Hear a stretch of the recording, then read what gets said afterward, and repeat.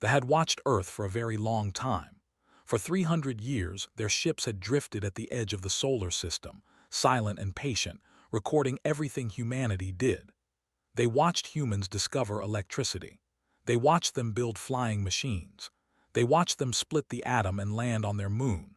Through it all, they debated in their great crystal halls about what to do with these strange, short-lived creatures. They were old. Their civilization had existed for more than 2 million years, spreading slowly across 12 star systems. They had learned patience the hard way, through wars and plagues and disasters that had nearly ended their species more than once. Now they moved carefully through the universe, never rushing, always planning centuries ahead. To them, 100 years was nothing. 1,000 years was a reasonable timeline for any major project. Ambassador Aura was 412 years old when she was chosen to lead the delegation to Earth. By standards, she was still quite young, but she had a talent for understanding alien species. Her luminescent skin, which changed color with her emotions, shifted to a pleased shade of blue when she received the assignment. This would be the greatest achievement of her career. The High Council had finally decided that humanity was ready for contact. The vote had been close. Many council members argued that humans were too violent, too impulsive, too dangerous. They pointed to the wars that still burned across Earth's surface, the weapons that could destroy cities in an instant, the way humans poisoned their own air and water in their hunger for progress. But others saw potential. Humans had gone from horse-drawn carriages to spacecraft in less than 200 years. They had mapped their own genome and were beginning to tinker with it. They had built thinking machines that grew smarter every year. Yes, they were chaotic and violent, but they were also creative and determined in ways they had rarely seen. "They remind me of us," said Elder, the oldest member of the council, during the final debate. "Before we learned wisdom, before we learned patience, they burned so brightly." "And they may burn themselves out," replied, "as we nearly did, as so many species have." "Which is exactly why we should help them," said. "Guide them past the dangers we once faced, show them a better way." The vote passed by a narrow margin. They would make contact. They would uplift humanity as they had uplifted 2 other species in their long history. The process would take thousands of years, but that was fine. They had nothing but time. Aura's ship descended through Earth's atmosphere on a spring morning in 2157. She had chosen the landing site carefully, a large open area in what humans called Switzerland, far from any major military installations. Her ship was designed to look non-threatening, its curves smooth and organic, its surface a calming shade of white. The humans came quickly. Military vehicles surrounded the landing site within hours, their weapons pointed at the ship. Aura watched them through her sensors and felt her skin shift to an amused shade of yellow. These tiny machines could not even scratch her ship's hull, but she understood their fear.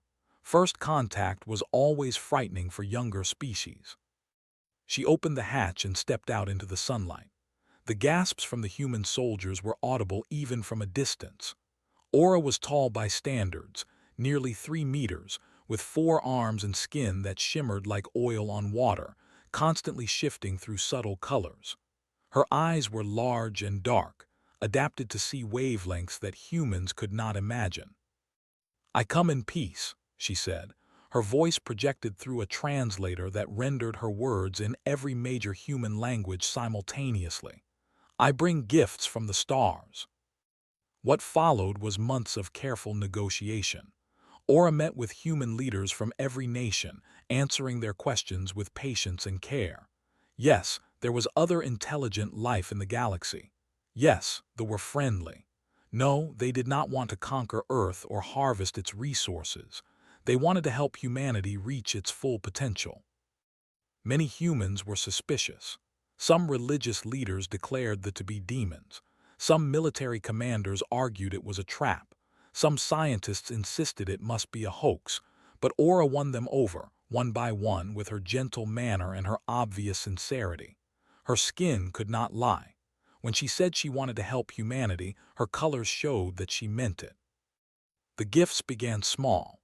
Aura shared the designs for a simple water purification system that could turn even the most polluted water clean and drinkable. Human engineers built the first one within a month, and within a year, clean water was becoming available in places that had never had it before. Diseases that had killed millions began to fade away. Then came the energy technology. Humans had been working on fusion power for decades, always just out of reach. Aura gave them the missing pieces, the theoretical frameworks they had not yet discovered. The first true fusion reactor came online in 2159, providing clean, limitless power without the dangerous waste of their old nuclear plants. Aura reported her progress to the High Council every few months. "They are learning quickly," she said, her skin bright with pride. "Much more quickly than expected. The fusion technology alone should have taken them a decade to implement. They did it in 18 months. "That is unusual," Elder replied, his ancient face thoughtful. "Continue monitoring their progress, and perhaps slow the rate of information transfer." But the Council did not understand what was happening on Earth. The humans were not simply learning the technology Aura gave them. They were improving it. She would share a design for a new material, and within months, human scientists would send her their modifications, their improvements, their entirely new applications. It was like watching a fire spread through dry grass. The first time a human engineer corrected one of her equations, Aura felt her skin flash white with surprise. She stared at the young woman, barely 30 years old, who had found an error in calculations that scientists had used for 10,000 years. "This constant here," the woman said, tapping her tablet. "It's not quite right. If you adjust it by 0.03%, the efficiency increases significantly. See." Aura checked the math. The human was correct. Somehow, in a few weeks of study, this short-lived creature had improved upon of science. "How did you find this?" Aura asked. The woman shrugged. "I just kept running simulations until something didn't match up. Then I dug into it." It was such a simple answer, but it revealed something profound about humanity. They did not simply accept what they were given. They tested everything, questioned everything, pushed everything to its limits. Where they would use a technology unchanged for thousands of years, humans immediately began taking it apart to see how it worked and how it could work better. By 2165, humanity had clean energy, advanced materials, and medical technology that could cure almost any disease. Aging itself was beginning to slow as human doctors applied regeneration techniques in ways that even Aura found innovative. The planet that had been choking on its own pollution was growing green again. Wars were becoming rare as resources became abundant. The High Council watched these developments with growing unease. "The uplift is proceeding too quickly," warned. "They are not developing the wisdom to match their power. We should pause the program." But Aura argued against this. "They are doing good things with what we have given them," she said. "Their world is healing. Their people are healthier and happier. Why should we stop?" "Because they are not ready for what comes next," replied. "We plan to give them space travel in another 2 centuries after they had matured as a species. At this rate, they will develop it themselves within decades, and then they will be loose in the galaxy with all their creativity and all their chaos." The Council debated for months. Meanwhile, on Earth, human scientists were already studying the principles behind Aura's ship, trying to understand how it crossed the vast distances between stars. They did not have the full picture, but they were filling in the gaps with theories of their own, building mathematical frameworks that they had never considered. In 2170, Aura received a message from a human research team in Japan. They wanted to show her something. When she arrived at their facility, they presented her with a small prototype engine that bent space in ways her own ship could not. "It doesn't work yet," the lead scientist admitted, his eyes bright with excitement. "We're missing something, but the math says it should be possible, if we could just understand how your drives handle the quantum decoherence problem." Aura stared at the prototype, her skin cycling through colors she could not control. The humans had done in 15 years what they had taken 100,000 years to achieve.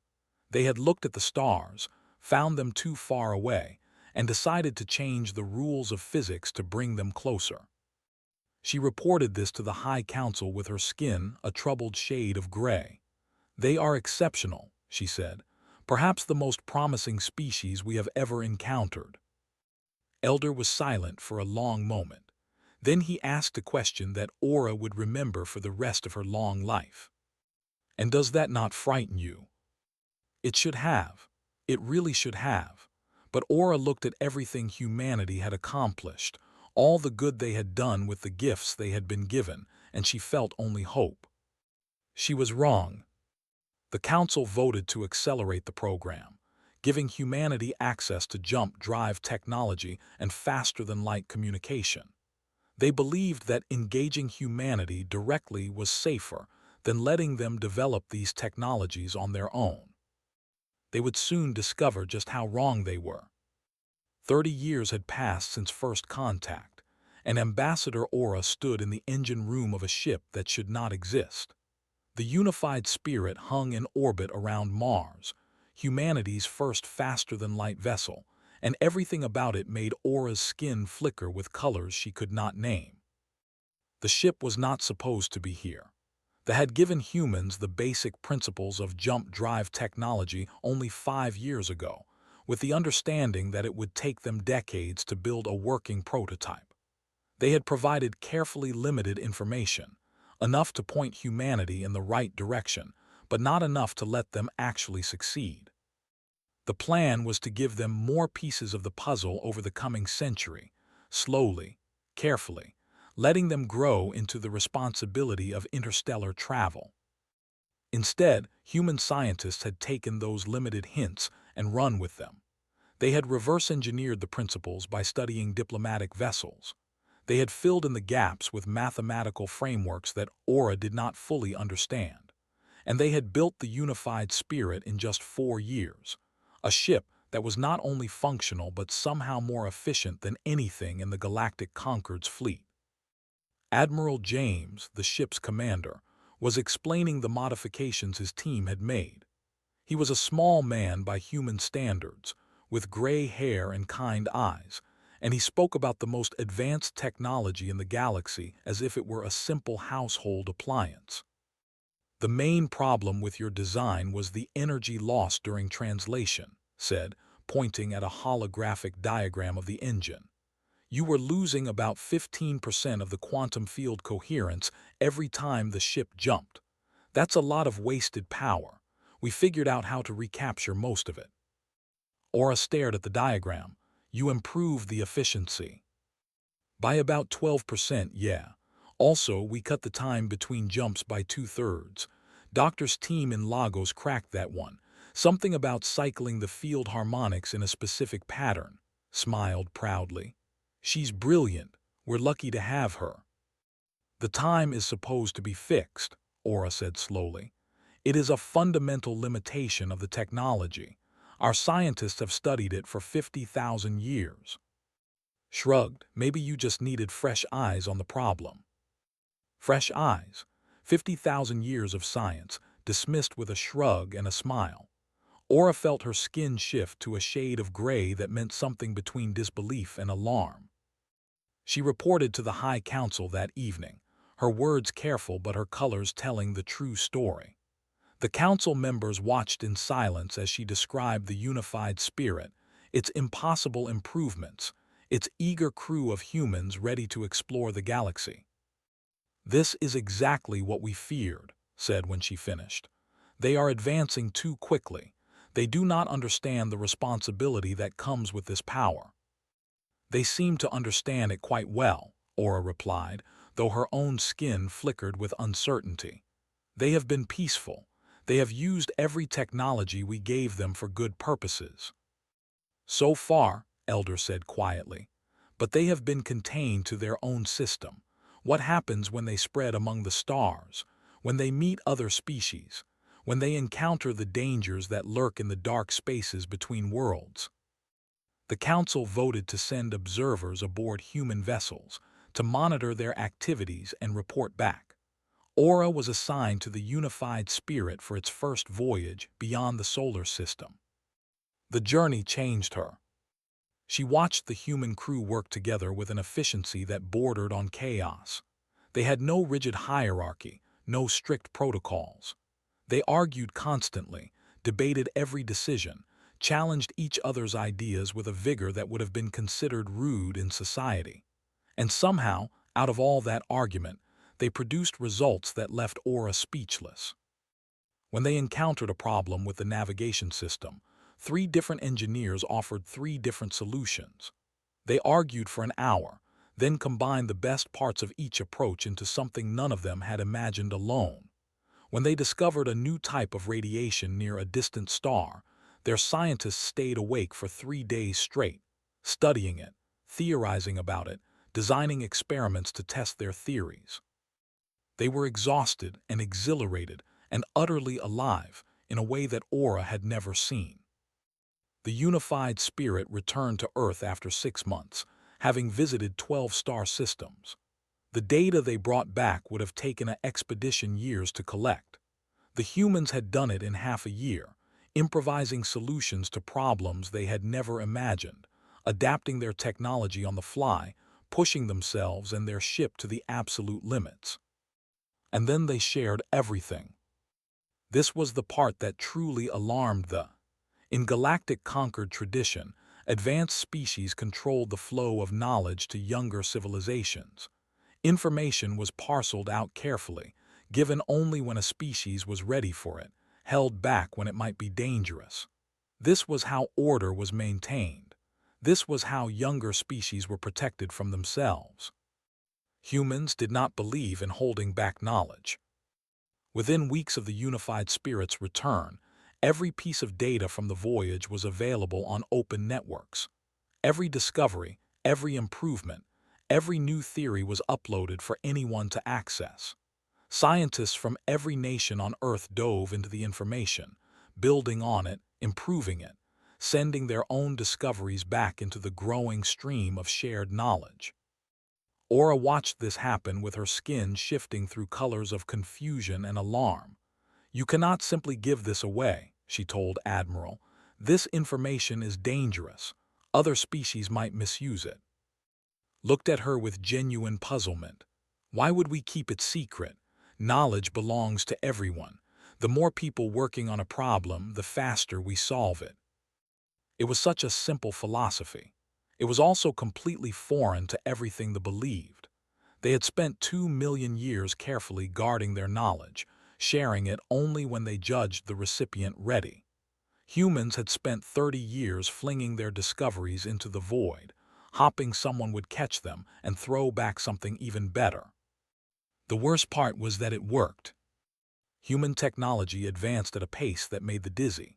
Every year brought new breakthroughs, new inventions, new applications that no one had imagined. Medical science pushed past regeneration toward true biological immortality. Communication technology evolved from faster-than-light messages to something approaching instantaneous quantum links. Artificial intelligence, guided by human creativity and fed by open networks of shared knowledge, grew smarter and more capable every day. And humans were not content to advance alone. They reached out to other species in the Galactic Conquered, especially the younger ones, the ones they had been slowly uplifting for. They offered partnerships, exchanges, collaborations. They shared their technology freely, asking only for friendship in return. They watched their carefully constructed order begin to crumble. Species that should have taken another 1,000 years to develop space travel were launching their own ships within decades, guided by human mentors who saw nothing wrong with speeding up the process. Ancient alliances began to shift as younger species found new opportunities with humanity. The slow, careful progress that had defined galactic civilization for millions of years was being replaced by something faster, messier, and completely unpredictable. When humanity applied for full membership in the Galactic Conquered, the debate was fierce. Many species supported them, grateful for the help they had received. Others were frightened by how quickly humanity had risen. They abstained from the vote, unable to decide whether humanity was the greatest gift they had ever given to the galaxy or the greatest threat. Humanity was admitted anyway. The vote was not even close. Within 50 years, human representatives held more council seats than species 10 times their age. They had formed alliances, built coalitions, earned the trust and friendship of dozens of civilizations. They were everywhere doing everything, changing everything they touched. Aura, now over 500 years old, watched this transformation from her quarters on the. Her skin had long since stopped trying to keep up with her emotions. She felt pride in what humanity had accomplished, fear of what they might do next, and something else, something she had never felt before. She felt old. They had measured their progress in. They had built their civilization slowly, carefully, making sure every step was secure before taking the next. They had believed this was the only way, the right way, the safe way. Humans had measured their progress in years, in months, sometimes in days. They had sprinted where they walked, leaped where they climbed, burned where they glowed, and they had survived, more than survived, they had thrived. The galaxy was changing. The old order was fading, and Aura could not decide if she should mourn what was being lost or celebrate what was being born. She only knew that nothing would ever be the same. The emergency session of the Galactic Concord was the largest in 10,000 years. Representatives from over 200 species filled the great crystal chamber, their voices rising in argument and alarm. The holographic displays showed the object of their concern, a detailed schematic of something called Project Lighthouse. Aura sat in the section, her skin cycling through troubled shades of gray and purple. She was over 600 years old now, ancient by any standard, and she had seen many things in her long life. But she had never seen anything like this. Project Lighthouse was humanity's most ambitious plan yet. They intended to launch millions of self-replicating probes into the galaxy, small machines that would travel to every star system, every world, every place where life might exist. Each probe carried a complete archive of human technological knowledge, everything humanity had learned and developed over the past 2 centuries. When a probe found intelligent life, it would make contact and offer this archive freely, no conditions attached. The implications were staggering. If Lighthouse succeeded, every thinking species in the galaxy would have access to the most advanced technology known to exist. The careful, controlled uplift programs that the and other ancient species had maintained for millions of years would become meaningless. Any civilization, no matter how young or primitive, could leap to the stars in a single generation. Hai, the most senior living, stood to address the assembly. Her skin blazed crimson with outrage, a color that Aura had never seen her display in public. "This cannot be permitted," declared, her voice echoing through the chamber. "The humans propose to destabilize the entire galactic order. They would give the power of gods to children. Younger species require careful guidance, not this bombardment of information they cannot possibly understand or control." A rumble of agreement came from the ancient species sections. The Ani, the Void Singers, the Crystalline Minds, all the civilizations that had existed for millions of years, they nodded and hummed and flickered in support. They had all followed the same path, the slow and careful path, and they could not imagine any other way. But other sections of the chamber were not so united. The younger species, especially those humanity had befriended over the past century, were listening with different expressions. Hope, excitement, something that looked almost like hunger. Ambassador Sarah rose from the human delegation. She was tall for a human, with dark skin and silver hair and eyes that held steady against the angry stares of ancient beings. Aura had met her several times over the years and had always been impressed by her calm strength. Now, standing before the assembled might of galactic civilization, showed no fear at all. "With respect, Hai," she said, her voice clear and steady, "that is exactly what you said about us. The chamber fell silent. Skin shifted uncertainly, unable to find a color for the emotion she was feeling. Continued, her words measured but firm. When the first made contact with humanity, many of your people argued against it. They said we were too violent, too impulsive, too dangerous.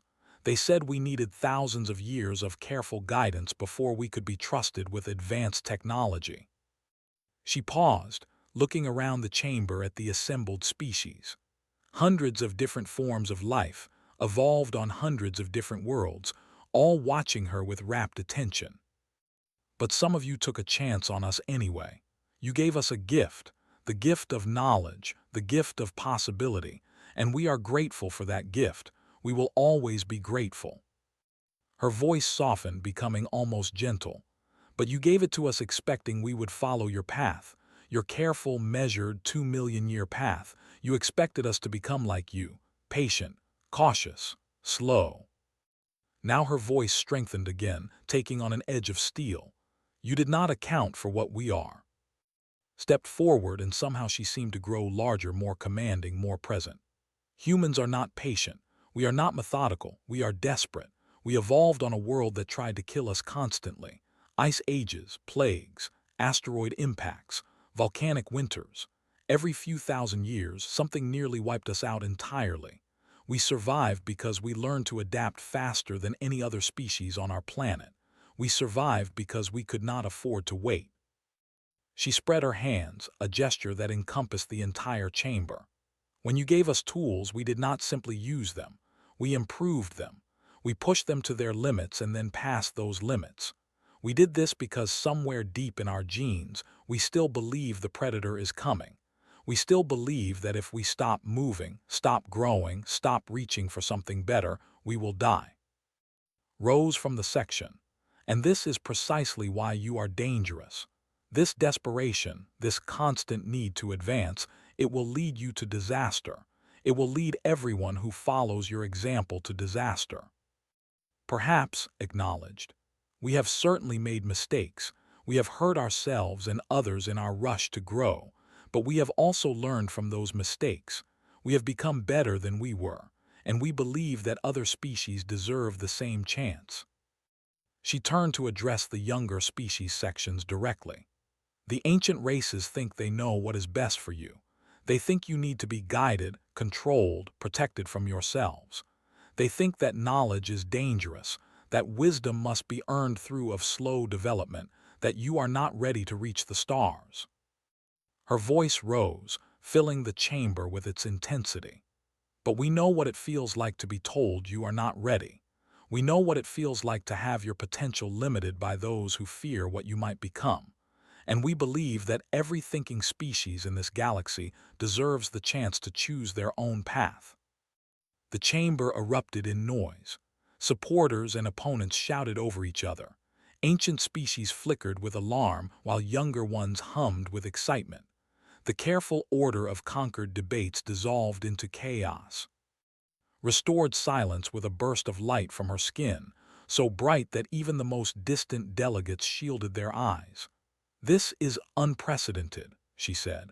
Humanity proposes to unravel the work of millions of years. They would create chaos throughout the galaxy. We would create opportunity, replied calmly. We would give every species the chance we were given. And yes, some will fail. Some will make terrible mistakes, but others will succeed beyond anything we can imagine. They will build things we have never dreamed of. They will solve problems we have never solved. They will add their wisdom to the great project of civilization. She met's eyes directly. That is what we do. We do not hoard knowledge, we spread it. We do not control progress, we enable it. We do not tell other species what they are capable of. We give them the tools and let them show us. The debate continued for hours. Species that had never agreed on anything found themselves united in opposition to Lighthouse. Others who had been rivals discovered common cause in supporting it. Alliances shifted. Old friendships broke. New ones formed. When the vote finally came, Aura found her hand trembling over her console. She had spent centuries working with humanity, watching them grow, marveling at their achievements and worrying about their recklessness. She had argued for giving them chances when others wanted to hold them back. She had defended them to her own people time and again. Now she had to decide whether to support their most radical proposal yet. The vote was not close.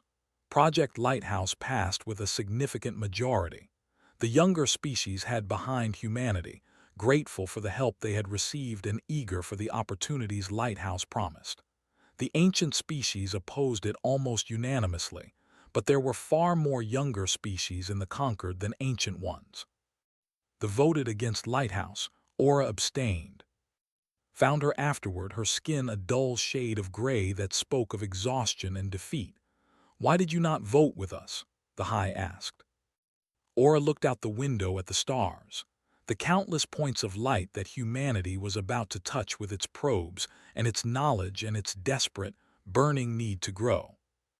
"Because I am no longer certain we were right," she said, "about any of it." She turned to face, and her skin shifted to a color that even she did not recognize. "We uplifted humanity because we thought we knew what was best for them. We tried to control their development, to shape them into what we thought they should become. We failed. They became something else entirely, something we never expected." Skin flickered with a mix of emotions. "Something dangerous." "Yes," Aura agreed, "and something wonderful. They have done things in 2 centuries that we could not do in 2 million years. They have reached farther, dreamed bigger, achieved more than we ever imagined possible. And now they want to give everyone else the same chance." She paused, gathering her thoughts. "When we first made contact, I thought we were giving humanity a gift.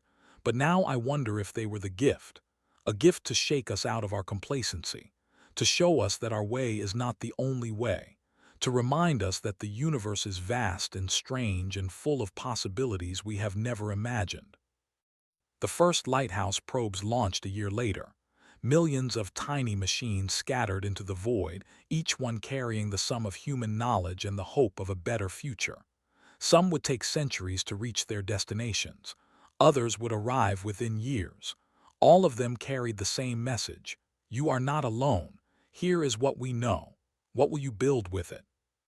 Aura watched the launch from her quarters on the. Her skin had finally settled into a color she could name, after years of confusion. It was the color of awe. They had created something they could not control. They had handed fire to creatures who immediately began building rockets. They had given knowledge to a species that treated information like oxygen, essential and belonging to everyone. They had, without meaning to, ended the age of careful guidance and begun the age of uncontrolled growth. They had made themselves obsolete. And standing in the fading light of supremacy, watching humanity scatter stars across the darkness like seeds, Aura found that she could not bring herself to regret it.